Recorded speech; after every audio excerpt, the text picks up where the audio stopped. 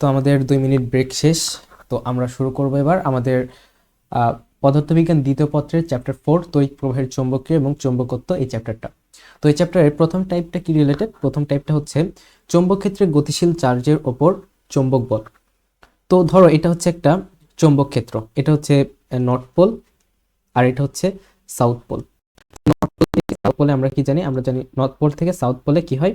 তড়িৎ বলরেখা গিয়ে প্রবেশ করে। ঠিক আছে, নর্থ পোল থেকে সাউথ পোলে তড়িৎ বলরেখা গিয়ে প্রবেশ করে। যদি না জানো, আমি জানি এই চ্যাপ্টারটা তোমাদের এইচএসসি তে পড়া হয়নি, অনেকের কাছে একেবারে নতুন। তো যদি না জানো তাহলে এটা মাথায় গেঁথে নাও যে নর্থ পোল থেকে সাউথ পোলে তড়িৎ বলরেখাগুলো গিয়ে প্রবেশ করে। তার মানে এখানে চৌম্বক ক্ষেত্রের দিক কোন দিকে? এই দিকে। ঠিক আছে, নর্থ পোল থেকে সাউথ পোল। তো এইখানে একটা চার্জ, গতিশীল একটা চার্জ এখানে নিক্ষেপ করা হলো। ঠিক আছে, গতিশীল একটা চার্জ এখানে নিক্ষেপ করা হলো, সেই চার্জটা হচ্ছে কিউ। ঠিক আছে, সেই চার্জটা কি? কিউ। ধরো প্লাস কিউ চার্জ এখানে নিক্ষেপ করা হলো।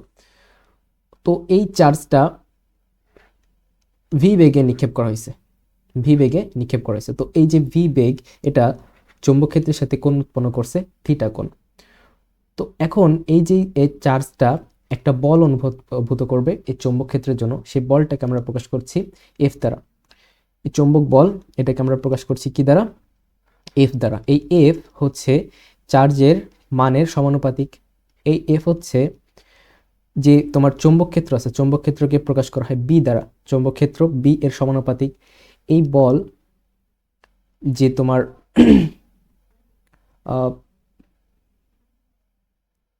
এই চার্জের বেগ আছে, সেই বেগের সমানুপাতিক। এবং এই বল চার্জটা যে কোণে, মানে চার্জের বেগ তড়িৎ ক্ষেত্রের সাথে যে কোণ উৎপন্ন করেছে সেই কোণের সাইন থিটা এর সমানুপাতিক। তো এখানে আমরা চৌম্বক বলের যে সূত্রটা এখানে নিয়ে আসতে পারি, এফ সমানুপাতিক Q V B sine theta. তো এখানে চৌম্বক বল এফ ইকুয়ালস টু আসলে এই সূত্রটাই, Q V B sine theta. অর্থাৎ কিউ মানের একটা চার্জ যদি ভি বেগে কোনো বি চৌম্বক ক্ষেত্রে মানে নিক্ষেপ করা হয়, তাহলে তার অনুভূত চৌম্বক বলের মান হচ্ছে Q V B sine theta. তো এখান থেকে আমরা জানি যে কিউ হচ্ছে কি একটা স্কেলার রাশি, একটা মানে চার্জের মান। এই চার্জের মান এটার তো চার্জের মানের তো কোনো দিক নেই।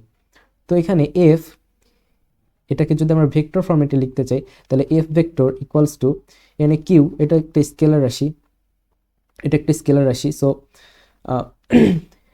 কিউ আর এখানে ভি আর বি এই দুইটা কি বলতো? ভি বি সাইন থিটা আছে, তাহলে সাইন থিটার ক্ষেত্রে কি হয়? ক্রস গুণন হয়। সাইন থিটার ক্ষেত্রে কি হয়? ক্রস গুণন হয়। তাহলে এখানে আমরা বলতে পারি Q into B cross V, অর্থাৎ বি ক্রস ভি এর দিকটাই হচ্ছে এই ফোর্সের দিক। তাহলে F equals to Q B cross V, এটা হচ্ছে ভেক্টর ফর্ম। ঠিক আছে, এটা কি? এটা হচ্ছে ভেক্টর ফর্ম। অর্থাৎ আমরা কি পড়লাম? আমরা পড়লাম মানে বি চৌম্বক ক্ষেত্রে একটা ভি বেগে গতিশীল চার্জ যদি নিক্ষেপ করা হয় থিটা কোণে, তাহলে তার উপর চৌম্বক বল যদি হয় এফ, তাহলে F equals to Q V B sine theta. এটার ভেক্টর ফর্ম হচ্ছে F equals to Q B cross V.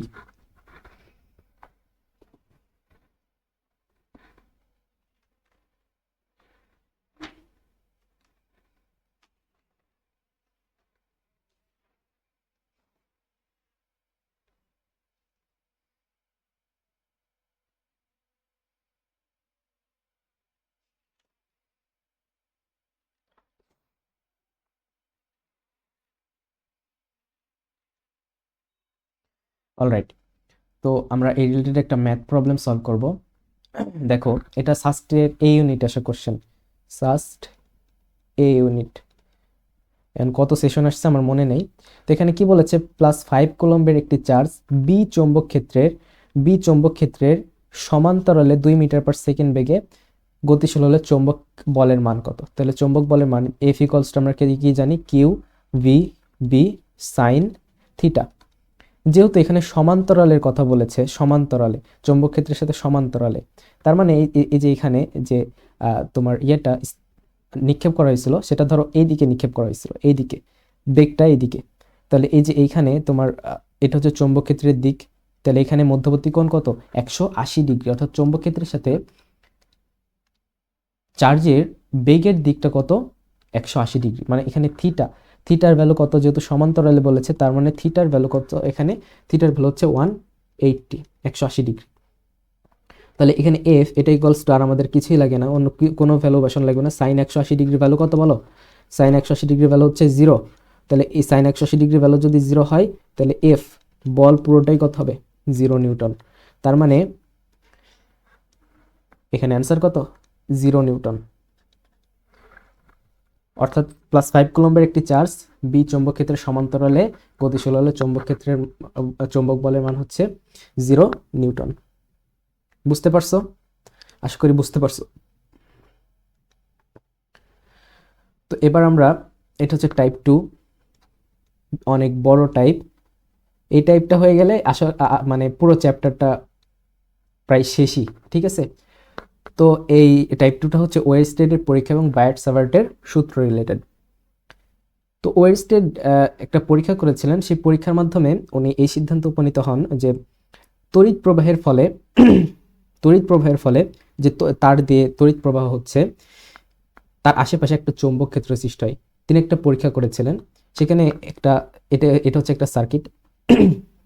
এই সার্কিটে তিনি বিদ্যুৎ পরিবহন করেছে। বিদ্যুৎটা কোন দিক দিয়ে আসছে, এই যে প্লাস টার্মিনাল থেকে মাইনাস টার্মিনাল যাচ্ছে, মানে বিদ্যুৎ পরিবহনের দিকটা হচ্ছে এইটা। এখন চৌম্বক শলাকাটা এভাবে খাড়া ছিল। এখন যখন এই দিকে কারেন্ট যাচ্ছে তখন চৌম্বক শলাকাটা বেঁকে, এই যে পিঙ্ক কালারের যে আমি চিত্র এঁকেছি এরকম হয়েছে, মানে চৌম্বক শলাকাটা বেঁকে মানে এই অবস্থাটা প্রাপ্ত হয়েছে। এখন যখন বিপরীত দিক থেকে তোমার তড়িৎ প্রবাহ করা হয়েছে, মানে এবার ব্যাটারিটা উল্টো দিকে করা হয়েছে, তার মানে তড়িৎ প্রবাহের দিক এবার এইদিকে, এবার চৌম্বক শলাকাটার টার্ন হয়েছে এইদিকে ঘুরে গেছে। তার মানে এখানে এখন চৌম্বক শলাকাটা কেন তার দিক পরিবর্তন করছে, অবশ্যই একটা চৌম্বক ক্ষেত্র আছে, এর আশেপাশে একটা চৌম্বক ক্ষেত্র তৈরি হয়েছে, যেটার উপস্থিতির কারণে এর চৌম্বক ক্ষেত্রে একটা পরিবর্তন করছে, তার কারণে এর একটা নড়াচড়া আমরা লক্ষ্য করতে পাচ্ছি দুই ক্ষেত্রে দুই দিকে। তো আমরা এখান থেকে বুঝতে পারি যে কারেন্টের ডিরেকশনের সাথে চৌম্বক ক্ষেত্রের একটা সম্পর্ক আছে। আর আমরা এখান থেকে এই জিনিসও বুঝতে পারি যে তড়িৎ প্রবাহের ফলে চৌম্বক ক্ষেত্রের সৃষ্টি হয়। তো এখানে বলেছে কি, কোনো তড়িৎবাহী তারে তড়িৎ প্রবাহ হলে তারের আশেপাশে তড়িৎ প্রবাহের দরুন তো চৌম্বক ক্ষেত্র সৃষ্টি হয়। উৎপন্ন চৌম্বক ক্ষেত্রের মান ও দিক পরিবাহীর প্রবাহ মাত্রার মান ও দিকের উপর নির্ভর করে। তো মানে উৎপন্ন চৌম্বক ক্ষেত্রের মান কিসের উপর নির্ভর করে, প্রবাহ মাত্রা, মানে কি পরিমাণ কারেন্ট প্রবাহ হচ্ছে এবং কোন দিকে প্রবাহ হচ্ছে তার উপর নির্ভর করে। এখানে আরেকটা জিনিস, সেটা হচ্ছে পরিবাহীর তড়িৎ প্রবাহ যতক্ষণ থাকবে সৃষ্ট চৌম্বক ক্ষেত্র ততক্ষণ থাকবে, মানে পরিবাহী দিয়ে যতক্ষণ তড়িৎ প্রবাহ হচ্ছে ওই পরিবাহীর দরুন ওখানে একটা চৌম্বক ক্ষেত্র যে সৃষ্টি হচ্ছে সেটাও ততক্ষণই থাকবে। তড়িৎ প্রবাহ বন্ধ হলে চৌম্বক ক্ষেত্রর মানে স্থায়িত্ব চলে যাবে, মানে চৌম্বক ক্ষেত্রও হারিয়ে যাবে সেখান থেকে। তো এখানে চৌম্বক ক্ষেত্রের দিক, তড়িৎ প্রবাহের সাথে চৌম্বক ক্ষেত্রের দিকে যে আমরা দেখলাম, একবার চৌম্বক শলাকা এদিকে যাচ্ছে আরেকবার ওই দিকে যাচ্ছে, তো এখানে তড়িৎ প্রবাহের দিকের সাথে চৌম্বক ক্ষেত্রের দিকের একটা সম্পর্ক আছে, তাই না? তো এখানে তড়িৎ প্রবাহ কোন দিকে হলে চৌম্বক ক্ষেত্রের দিক কোন দিকে হবে সেটা নির্ণয়ের জন্য আমাদের দুইটা নিয়ম আছে, একটা হচ্ছে ম্যাক্সওয়েলের কর্ক-স্ক্রু নিয়ম আর একটা হচ্ছে ফ্লেমিংয়ের ডানহস্ত নিয়ম। তো ফ্লেমিংয়ের ডানহস্ত নিয়ম এটা দিয়ে আসলে ডিফাইন করাটা বেশি সুবিধাজনক হয়। তো কি করবা, এই যে এইটা তার, এই তারের সোজা এভাবে উপরের দিকে কারেন্ট যাচ্ছে, তাহলে তুমি বৃদ্ধাঙ্গুলিকে উপরের দিকে করবা, তাহলে তোমার বাকি আঙ্গুলগুলো যেদিকে যাচ্ছে সেটাই হচ্ছে চৌম্বক ক্ষেত্রের দিক। তাহলে বাকি আঙ্গুলগুলো কোথায় যাচ্ছে, এই যে বরাবর যাচ্ছে, তার মানে চৌম্বক ক্ষেত্রের দিক এভাবে সার্কুলার, ঠিক আছে, চৌম্বক ক্ষেত্রের দিক এরকম সার্কুলার, মানে এই তোমার যে পরিবাহীটা আছে সেই পরিবাহীটার চারপাশে এভাবে চৌম্বক ক্ষেত্র তৈরি হয়েছে। বোঝা গেল? এখন এই যে নিচের দিকে যদি যাই, তাহলে তুমি বৃদ্ধাঙ্গুলিটা নিচের দিকে করেছো, অ্যান্ড তোমার বাকি আঙ্গুলগুলো কোন দিকে, বাকি আঙ্গুলগুলো যে এইদিকে, তার মানে এই ক্ষেত্রেও এভাবে সার্কুলারই আছে, এই ক্ষেত্রেও সার্কুলারই আছে, কিন্তু এবার দেখো দিকটা কোন দিকে, এইভাবে সার্কুলার, এইভাবে সার্কুলার মানে উল্টা দিকে। তার মানে তড়িৎ প্রবাহ উপরের দিকে হলে চৌম্বক ক্ষেত্রের এরকম এই দিকে দিক, আর যদি নিচের দিকে হয় তাহলে চৌম্বক ক্ষেত্রের দিক হচ্ছে এদিকে, মানে উল্টা, জাস্ট উল্টা। সেই কারণে আমরা চৌম্বক শলাকাটা দেখলাম, যখন একদিকে পরিবহন হচ্ছিল তখন একরকম, একদিকে অসিলেট করছে এটা, আর যখন বিপরীত দিকে তড়িৎ পরিবহন করেছে তখন সেটা আরেক দিকে অসিলেট করছে।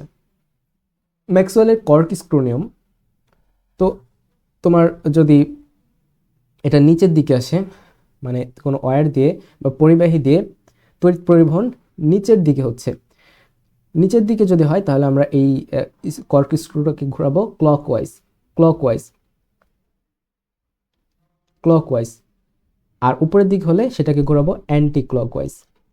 তো এটাই তাহলে কি নির্দেশ করে, তোমার তড়িৎ ক্ষেত্রের দিক নির্দেশ করে। তো তোমার কাছে স্ক্রু সবসময় থাকবে না, তোমার কাছে কি থাকবে, হাত সবসময় থাকবে। তো এই ফ্লেমিংয়ের ডান হস্ত নিয়মটা বেশি উপযোগী। তো এটার জন্য কি করব, ডান হাত দিয়ে তড়িৎ যেদিকে প্রবাহ হচ্ছে সেই দিক বরাবর বুড়ো আঙুল চেপে ধরলে বাকি আঙুলগুলোর দিক চৌম্বক ক্ষেত্রের দিক নির্দেশ করে। ঠিক আছে, তো এভাবে আমরা তড়িৎ প্রবাহের দরুন চৌম্বক ক্ষেত্র কোন দিকে সৃষ্টি হচ্ছে সেটা আমরা নির্ণয় করতে পারি। আশা করি বুঝতে পারছো। এরপর সব বায়ট সেভার্টের সূত্র।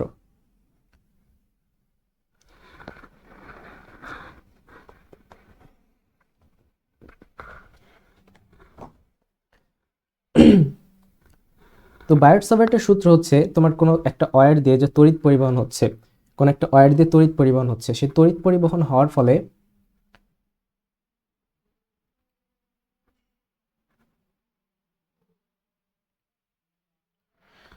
কি তৈরি হচ্ছে, আমরা ওয়েস্টেডের পরীক্ষা থেকে আমরা বুঝলাম যে আশেপাশে একটা তড়িৎ ক্ষেত্রের চৌম্বক ক্ষেত্রের সৃষ্টি হচ্ছে তড়িৎ পরিবহনের ফলে।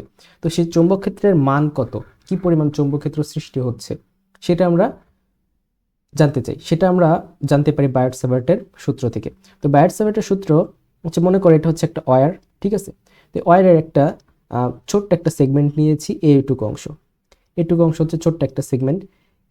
এই পুরো দৈর্ঘ্য এল এবং এই ছোট্ট এই দৈর্ঘ্যটা হচ্ছে ডিএল।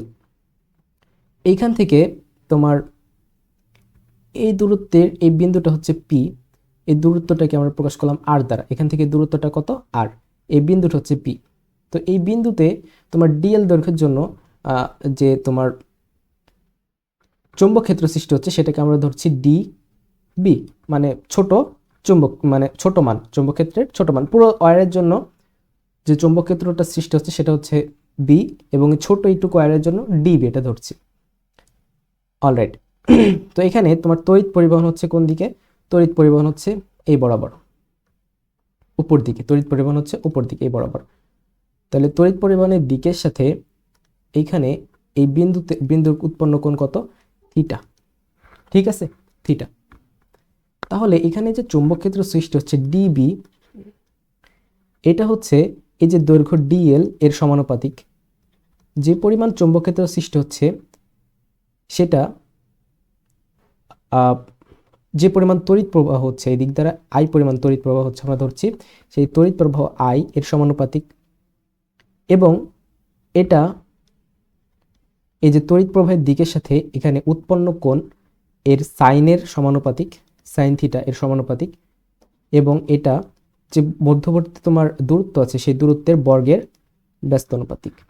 তো এই সব কিছু যদি আমরা একত্রে মিলাই তাহলে ডিবি এটা ইকুয়ালস টু, এটা সমানুপাতিক কি, এটা ইকুয়ালস সমানুপাতিক পাচ্ছি I DL sine theta divided by কি, আর স্কোয়ার। তো এখানে আমরা যদি সমানুপাতিক চিহ্নটা তুলে দিই তাহলে এখানে একটা সমানুপাতিক ধ্রুবক আসে, সেটা হচ্ছে mu naught divided by 4 pi I DL sine theta divided by R square. এটি হচ্ছে বায়ট সেভার্টের সূত্র। বায়ট সেভার্টের সূত্রে এখানে ভেক্টর রূপ আমরা পাই ডিবি ভেক্টর, মানে ম্যাগনেটিক ফিল্ড ভেক্টর, এটা equals to mu naught divided by 4 pi. এখানে কারেন্ট তো কি রাশি,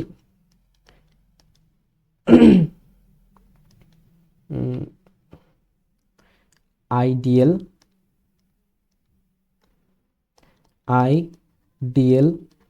sign theta divided by R cube, এখানে আর ভেক্টর। এটা হচ্ছে বায়ট-স্যাভার্টের সূত্রের ভেক্টর রূপ। তো এটা হচ্ছে বায়ট-স্যাভার্টের সূত্র। তো বায়ট-স্যাভার্টের সূত্র প্রয়োগ করে আমরা বিভিন্ন ক্ষেত্রে তড়িৎ ক্ষেত্রের মান নির্ণয় করতে পারি, সে কারণে বায়ট-স্যাভার্টের সূত্রটা খুবই ইম্পর্টেন্ট। তো এতদূর বোঝা গেছে? আশা করি বুঝতে পারছো। তো বায়ট-স্যাভার্টের সূত্র প্রয়োগ করে আমরা অসীম সরু সরল পরিবাহী তারের দরুন চৌম্বক ক্ষেত্র নির্ণয় করব। তার মানে ধরো কোন একটা তার, এটা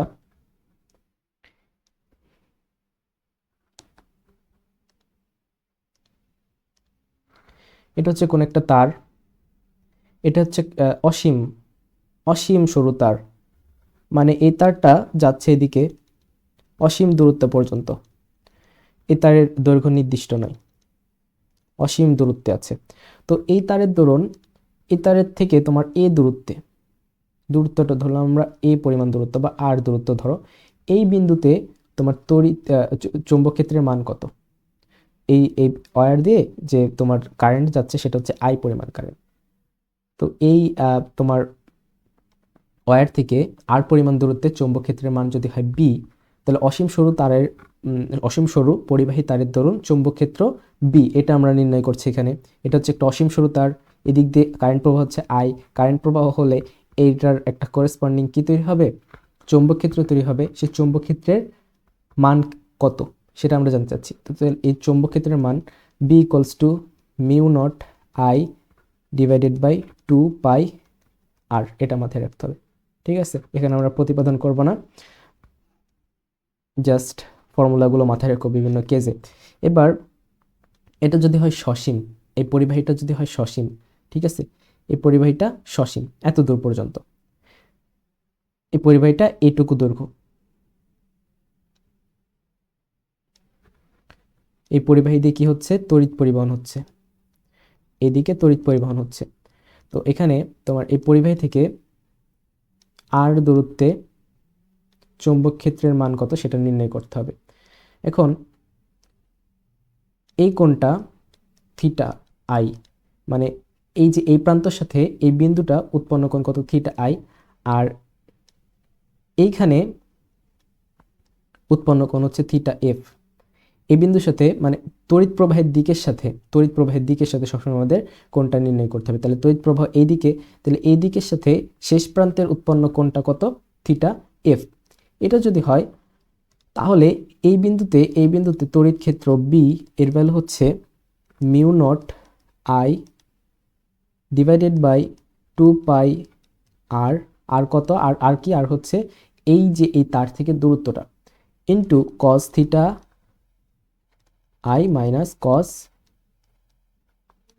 কস থিটা এফ।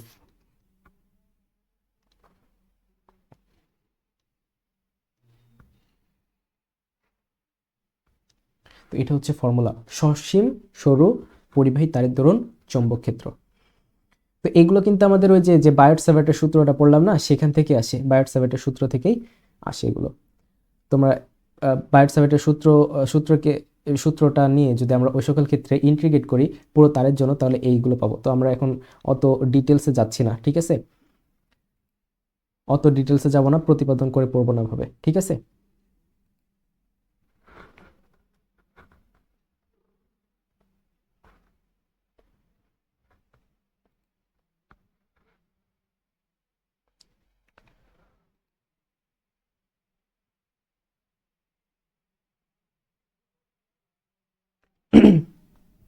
আমরা একটু ওয়েট করি, আমার ল্যাপটপটা একটু ল্যাগ করছে।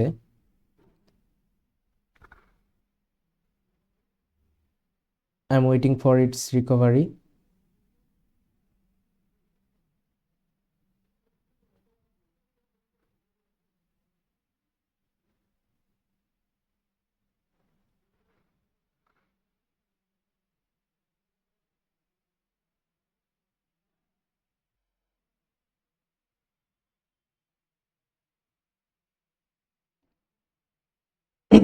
হ্যাঁ, ঠিক আছে। তো এই যে বায়ট-স্যাভার্টের সূত্র থেকেই কিন্তু আসলে আমাদের এই সূত্রগুলো আসে। প্রত্যেক ক্ষেত্রে যদি আমরা পুরো তারের জন্য ইন্টিগ্রেট করি তাহলে এই সূত্রগুলো পাই। আমরা অত ডিটেলসে যাচ্ছি না, আমরা জাস্ট প্রতি ক্ষেত্রে সূত্রগুলো পড়বো অ্যান্ড এখানে বুঝবো আসলে সূত্রটা আসলে কি বোঝাচ্ছে, কোন ক্ষেত্রে প্রয়োগ করা যাবে সূত্রগুলো। তো এবার আমরা দেখব বৃত্তাকার তড়িৎবাহী তার কুণ্ডলীর জন্য এর কেন্দ্রে সৃষ্ট চৌম্বক ক্ষেত্র। মানে এটা হচ্ছে বৃত্তাকার একটা তার কুণ্ডলী, এদিক দ্বারা ধরো তড়িৎ পরিবহন হচ্ছে আই পরিমাণ। তাহলে তড়িৎ পরিবহন যদি হয় কোনো পরিবাহী দিয়ে, তাহলে আমরা জানি ওটার করেসপন্ডিং একটা চৌম্বক ক্ষেত্র আমরা পাবো। তো এই যে বৃত্তের যে ব্যাসার্ধ সেটা হচ্ছে আর, তো এইখানে যে চৌম্বক ক্ষেত্রটা সৃষ্টি হবে বি, এর ভ্যালু কত? তো বৃত্তাকার তারকুণ্ডলী, এখানে তোমার এনটা পাক আছে, ঠিক আছে, তারকুণ্ডলী যেটা সেটা তার এন, এটা হচ্ছে এন দ্বারা কি বলছে পাক সংখ্যা। পাক সংখ্যা কত পাক তার আছে বা কত পাক পরিবাহীটা আছে, তো এটা হচ্ছে এন যদি হয় পাক সংখ্যা, তাহলে কেন্দ্রে উৎপন্ন যে চৌম্বক ক্ষেত্র বি এর ভ্যালু হচ্ছে mu not I divided by 2r, r হচ্ছে কি ব্যাসার্ধ ইন্টু পাক সংখ্যা এন।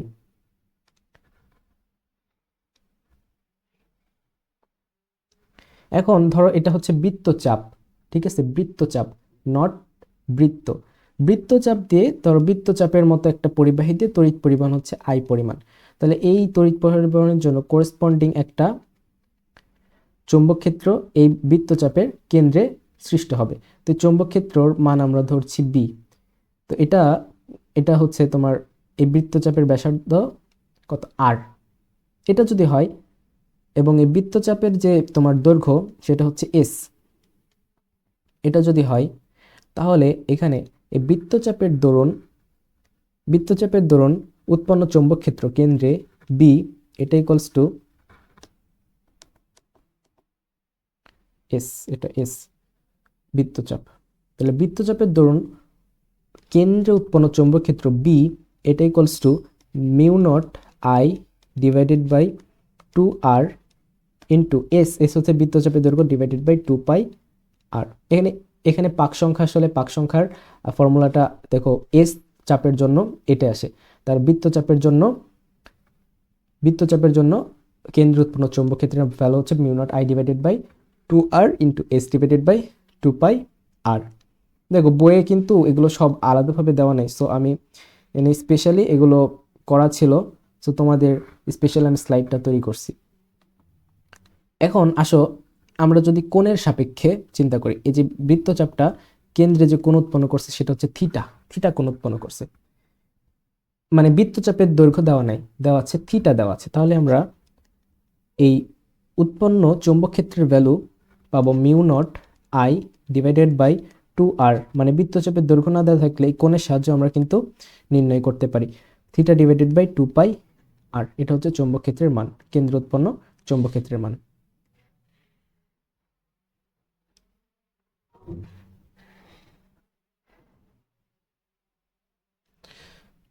আশা করি বুঝতে পারছো।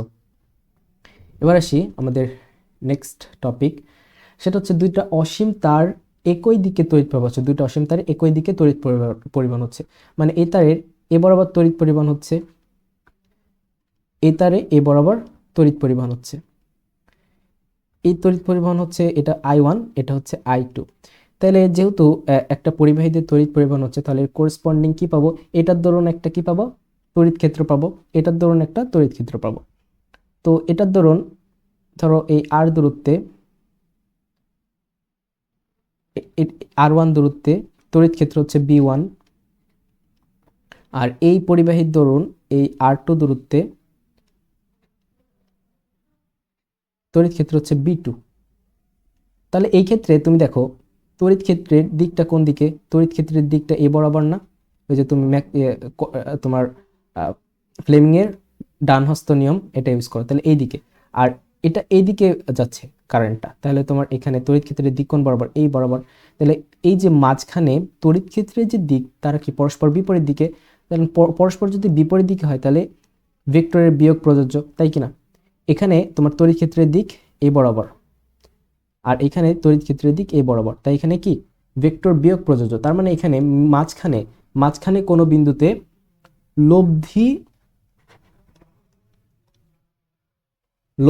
চৌম্বক ক্ষেত্র বি এর ভ্যালু হচ্ছে B1 পার্থক্য B2, অর্থাৎ প্রথম তারের দরুন যে তোমার চৌম্বক ক্ষেত্রটা আমরা পাচ্ছি, সেটার থেকে দ্বিতীয় তারের দরুন চৌম্বক ক্ষেত্র যেটা পাবো তার পার্থক্যটাই হচ্ছে এখানে কি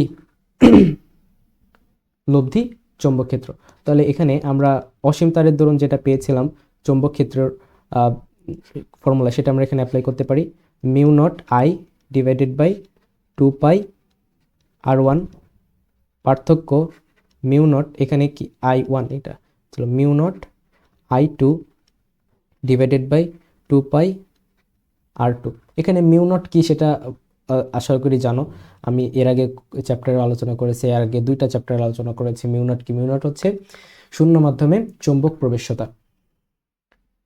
তো এটা হচ্ছে মাঝখানে, ঠিক আছে। অসীম অসীম তারের দৈর্ঘ্যের জন্য দুইটা অসীম তারের দৈর্ঘ্য পাশাপাশি আছে, দুইটা অসীম তারের পরিবাহী পাশাপাশি আছে, একই দিকে তড়িৎ পরিবহন হচ্ছে, তার জন্য লব্ধি চৌম্বক ক্ষেত্রের মান হচ্ছে এইটা, এই মাঝখানের কোনো বিন্দুতে। এখানে কি এটা তড়িৎ প্রবাহ হচ্ছে এখানে মাঝখানের বিন্দুতে, মাঝখানের কোনো বিন্দু, এটা মাথায় রাখতে হবে। মাঝখানে কোনো বিন্দু মানে দুইটা তারের মাঝখানের কোনো বিন্দুতে লব্ধি চৌম্বক ক্ষেত্রের মান কত সেটা আমরা এখানে ডিফাইন করলাম। এবার দুটো অসীম তারের দৈর্ঘ্য, দুইটা অসীম দৈর্ঘ্যের তার বিপরীত দিকে তড়িৎ প্রবাহন হচ্ছে, মানে এটা হচ্ছে I1 এই বরাবর, আর এটা তড়িৎ প্রবাহন হচ্ছে I2, এটা হচ্ছে এই বরাবর। তাহলে এখানে দেখো এটার জন্য করেসপন্ডিং যে আমরা তড়িৎ ক্ষেত্রের দিক পাবো সেটা কোন বরাবর? এই বরাবর। এটার ক্ষেত্রে কোনটা পাবো? এটার ক্ষেত্রে দেখো এই বরাবর পাবো। তুমি ম্যাক্সওয়েলের কর্কিস্ক্রো নিয়ম অথবা ফ্লেমিংয়ের ডান হস্ত নিয়ম এখানে ইউজ করো, দেখো দুইটার ক্ষেত্রেই তড়িৎ ক্ষেত্রের দিক কোথায় পাচ্ছ?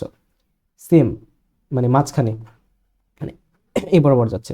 তো এইখানে আমরা এটার দরুন এখানে তোমার চৌম্বক ক্ষেত্রের মান আমরা ধরি B1, এই দূরত্বটা আমরা ধরি R1। দ্বিতীয় তারের দরুন এখানে চৌম্বক ক্ষেত্রের ভ্যালু হচ্ছে B2 এবং দূরত্বটা ধরি আমরা R2।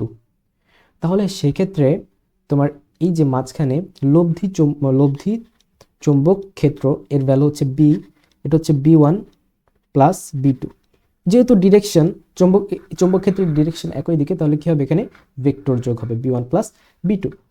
তাহলে এখানে আমাদের অসীম তারের দরুন যে চৌম্বক প্রাবল্য ছিল সেটার সূত্র ধরে আমরা জানি mu naught I1 divided by 2πr1 plus mu naught I2 divided by 2πr2।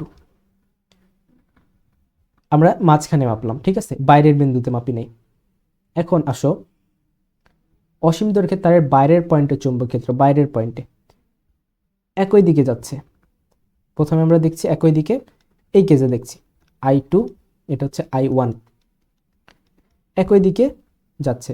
বাইরের পয়েন্টে মাপবো, মানে এখান থেকে ধরো R1 দূরত্বে,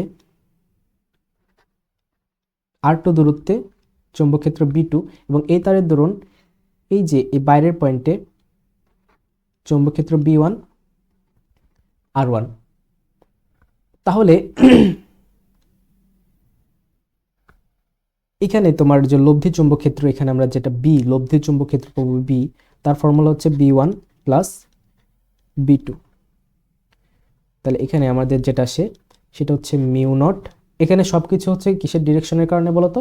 এখানে সবকিছু এরকম ফর্মুলা হচ্ছে তড়িৎ ক্ষেত্রের ডিরেকশনের কারণে। তড়িৎ ক্ষেত্রের ডিরেকশন চেঞ্জ হচ্ছে বিভিন্ন জায়গায়, তড়িৎ ক্ষেত্র বলছি, চৌম্বক ক্ষেত্রের ডিরেকশন বিভিন্ন জায়গায় বিভিন্ন রকম ভাবে চেঞ্জ হচ্ছে। সেই চেঞ্জ হওয়ার কারণে আসলে আমরা এইরকম ভ্যালুগুলো পাচ্ছি চৌম্বক ক্ষেত্রে। তাহলে মিউ নট I1 B1 এর ক্ষেত্রে mu naught I1 divided by 2πr1, আর B2 এর ক্ষেত্রে mu naught I2 divided by 2πr2। এখন এবার বাইরের পয়েন্টে ধরো এদিকে প্রবাহ হচ্ছে I1, এদিকে প্রবাহ হচ্ছে I2, বাইরের পয়েন্টে নির্ণয় করতে চাচ্ছি, কিন্তু এবার তড়িৎ প্রবাহটা বিপরীত দিকে। R1 দূরত্বে এখানে B1 চৌম্বক ক্ষেত্রের মান, এই তার থেকে R2 দূরত্বে B2 চৌম্বক ক্ষেত্রের মান।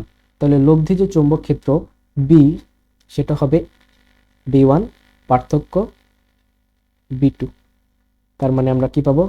Mu naught I1 divided by 2πr1 পার্থক্য mu naught I2 divided by 2πr2।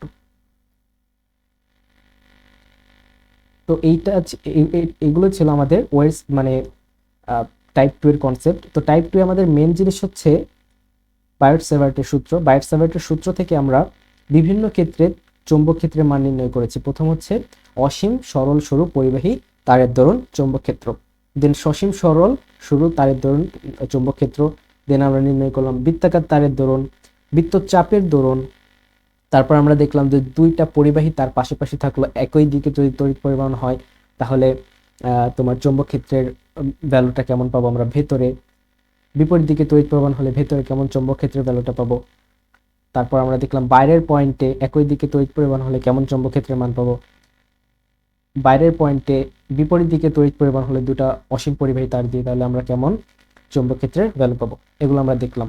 তো এগুলো হচ্ছে আমাদের টাইপ 2 এর concept. And most of the question এই দুইটা টাইপ থেকে আসছে, আমি সাস্টের কোশ্চেন অ্যানালাইসিস করে দেখলাম। তো আমরা যদি এই দুইটা টাইপ ভালো করে পড়ে থাকি তাহলে আশা করা যায় সাস্টে যে কোশ্চেনগুলো আসবে সেটা এই টাইপগুলো থেকেই আসার সম্ভাবনা বেশি। সো এগুলো যদি ভালো করে পড়ো তাহলে এই চ্যাপ্টারটা ফুললি কভার্ড আমরা এটা বলতে পারি। তো আমরা এই রিলেটেড কয়েকটা ম্যাথ প্রবলেম সলভ করবো। দেখো কত পরিমাণ কোশ্চেন আসছে রিলেটেড। জাস্ট বি ইউনিট 8-9 সেশনে এই কোশ্চেনটা আসছিল যে চৌম্বক ক্ষেত্রের পরিবর্তন হলে বিদ্যুৎ ক্ষেত্র তৈরি হয়, এটি কোন বিজ্ঞানের আবিষ্কার? কার আবিষ্কার? ওয়েলস্টেডের আবিষ্কার। ওয়েলস্টেড এটা আবিষ্কার করেছিল। আমরা যে ওয়েলস্টেডের পরীক্ষা এটা দেখলাম। দেখো থিওরি প্রশ্ন চলে আসছে। বিদ্যুৎবাহী একটি লম্বা সোজা তারের চৌম্বক ক্ষেত্র থাকে কোন দিকে? বিদ্যুৎবাহী একটি লম্বা সোজা তারের চৌম্বক ক্ষেত্র থাকে কোন দিকে? তারের উপর লম্বভাবে, তারের সাথে সমান্তরালে, তারকে কেন্দ্র করে বৃত্তাকারে। দেখো বিদ্যুৎবাহী একটি তার এ বরাবর কারেন্ট যাচ্ছে, তাহলে আমরা চৌম্বক ক্ষেত্র যখন করব তখন কিভাবে করব বলো তো? এই যে বরাবর আমরা আমাদের বৃদ্ধাঙ্গুলিকে রাখবো, এই যে বরাবর আমাদের বৃদ্ধাঙ্গুলিকে রাখলাম, বৃদ্ধাঙ্গুলিকে যেদিকে কারেন্ট প্রবাহ আছে তার দিক বরাবর রাখলাম, আর বাকি আঙ্গুলগুলোকে আমরা চেপে ধরলাম। বাকি আঙ্গুলগুলোকে চেপে ধরলে তাহলে আমরা বাকি আঙ্গুলগুলোর ডিরেকশন কোন দিকে হচ্ছে? বাকি আঙ্গুলগুলোর ডিরেকশন এরকম হচ্ছে না, এরকম হচ্ছে না। তার মানে কি পাচ্ছি আমরা? এই তারের বৃত্তাকারে এরকম একটা দিক পাচ্ছি। তার মানে তারকে কেন্দ্র করে বৃত্তাকারে থাকে তোমার চৌম্বক ক্ষেত্রের দিক। অ্যান্সার হচ্ছে গ নাম্বার। দেখছো খুব ভালো একটা থিওরিটিক্যাল কোশ্চেন। দেন আসো তড়িৎবাহী দুটি সরল সমান্তরাল পরিবাহীর মধ্যে দিয়ে প্রবাহ এমন যে তারা পরস্পরকে আকর্ষণ করে, এক্ষেত্রে কোনটি সঠিক? দেখো আকর্ষণ কখন করবে? যখন দুটা চৌম্বক ক্ষেত্র পরস্পরকে মানে দুটা চৌম্বক পরস্পরকে আকর্ষণ করে কখন? যখন একটা চৌম্বক ক্ষেত্রের ডিরেকশন একদিকে আরেকটা চৌম্বক ক্ষেত্রের ডিরেকশন আরেক দিকে, তখন তারা পরস্পরকে কি করে? আকর্ষণ করে। তো এখন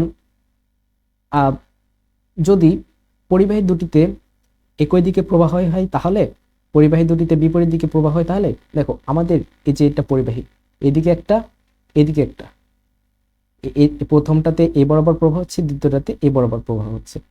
তাহলে এই যে মাঝখানে যে আমরা চৌম্বক ক্ষেত্র পেয়েছিলাম এটার জন্য B1, এটার জন্য B2, তো এই ক্ষেত্রে আমরা কি লব্ধি চৌম্বক ক্ষেত্র কি বলেছিলাম? B1 plus B2।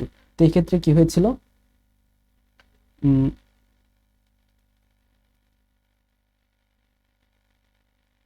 পরিবাহী দুটিতেই প্রবাহ একই দিকে চৌম্বক ক্ষেত্র সৃষ্টি করেছে, দুটি চৌম্বক ক্ষেত্র সৃষ্টি করেছে। পরিবাহী দুটির মধ্যে ক্রিয়াশীল বল প্রবাহ বেগের গুণফলের সমানুপাতিক, বিপরীতমুখী উভয় পরিবাহীতে ঋণাত্মক আধান চলমান। ফার্স্ট অফ অল এখানে তোমার অ্যান্সার খ নাম্বার সঠিক। দুটি সমান্তরাল তারই চৌম্বক ক্ষেত্র সৃষ্টি করে, এটা তো সত্য। দ্বিতীয়ত পরিবাহী দুটির মধ্যে ক্রিয়াশীল বল, এটা তো সত্য নয়, গ নাম্বার সত্য নয়।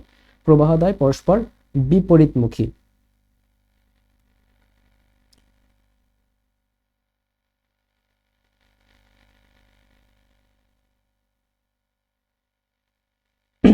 আচ্ছা যদি পরস্পর যদি বিপরীতমুখী হয় তাহলে আমরা দেখতে পাচ্ছি এটার যে তোমার চৌম্বক ক্ষেত্রের দিক এ বরাবর আর এটার চৌম্বক ক্ষেত্রের দিক এ বরাবর। তাহলে এই ক্ষেত্রে দেখো পরস্পর কি বিপরীত দিকে প্রবাহ হলে আমরা দেখতে পাচ্ছি এখানে যে টোটাল চৌম্বক ক্ষেত্র সেটা কি করছে? আমরা যোগ করছি। তাহলে এই চৌম্বক ক্ষেত্রের দিকটা কি? পরস্পর বিপরীত দিকে দুইটার ক্ষেত্রে। তো এখানে কি করবে? তারা পরস্পরকে আকর্ষণ করবে দুইটার, অর্থাৎ প্রবাহদ্বয় পরস্পর যদি বিপরীত মুখে থাকে তাহলে দুইটা ওয়্যার পরস্পরকে আকর্ষণ করবে। আর আরেকটা কথা হচ্ছে দুটি চৌম্বক ক্ষেত্র সৃষ্টি করছে। এখানে অ্যান্সার হচ্ছে খ আর গ উভয়। অলরাইট, দ্য নেক্সট কোশ্চেন, এখানে একটা ম্যাথামেটিক্যাল কোশ্চেন দিয়েছে, যেটা হচ্ছে একটি তারের ভেতরে দিয়ে বিদ্যুৎ প্রবাহিত হওয়ার কারণে 1 মিটার দূরে 10⁻⁵ টেসলা চৌম্বক ক্ষেত্র সৃষ্টি হয়েছে। 2 মিটার দূরে চৌম্বক ক্ষেত্রের মান কত? ঠিক আছে, তো এখানে আমাদের যেটা বলেছে সেটা হচ্ছে 1 মিটার দূরে চৌম্বক ক্ষেত্রের মান এত। তো আমরা একটি তারের ভেতর দিয়ে বিদ্যুৎ প্রবাহ হওয়ার সময়, তো বি এটা ইকুয়ালস টু আমরা বললাম mu not I divided by 2 pi r, এটা পড়লাম। তো প্রথম ক্ষেত্রে আমরা ধরছি চৌম্বক ক্ষেত্রের মান বি1, সেটার ক্ষেত্রে mu not I divided by 2 pi আর1 পরিমাণ দূরত্ব, মানে প্রথম ক্ষেত্রে তোমার আর1 এর ভ্যালু হচ্ছে 1 মিটার দূরত্বে, এবং বি1 10⁻⁵ টেসলা, মানে 1 মিটার দূরত্বে চৌম্বক ক্ষেত্রের মান 10⁻⁵ টেসলা। এখন বি2 চৌম্বক ক্ষেত্র পাবো আর2 দূরত্বে, মানে 2 পাই আর2-র জন্য মিউ নট আই, মানে তড়িৎ ক্ষেত্রের মান তো সেমই রাখা হয়েছে। তাহলে এখানে আমরা বি2 ডিভাইডেড বাই বি1 এটা যদি করি, তাহলে আমরা এখানে কি পাবো? দেখো সবকিছু কাটাকাটি হয়ে যায়, এখানে থেকে আর1 আর এখানে থেকে আর2, তাহলে আমরা বি2 ইকুয়ালস টু কি পাবো? বি2 ইকুয়ালস টু পাবো বি1 ইন্টু আর1 ডিভাইডেড বাই আর2। তাহলে এখানে সবকিছুরই ভ্যালু আছে 10 মানে বি1 এর ভ্যালু কত? 10⁻⁻3। আর1 এর ভ্যালু হচ্ছে 1 মিটার, আর2 এর ভ্যালু হচ্ছে 2 মিটার। তাহলে এখানে আমরা কত পাবো? ক্যালকুলেশন করো, খুব ইজি। 10⁻³ ডিভাইডেড বাই 2, তাহলে আসে 5 ইন্টু 10⁻⁴, মানে 0.5 ইন্টু 10⁻⁻3, মানে অ্যান্সার কত? অ্যান্সার হচ্ছে গ নাম্বার। বুঝতে পারছো? ক্লিয়ার?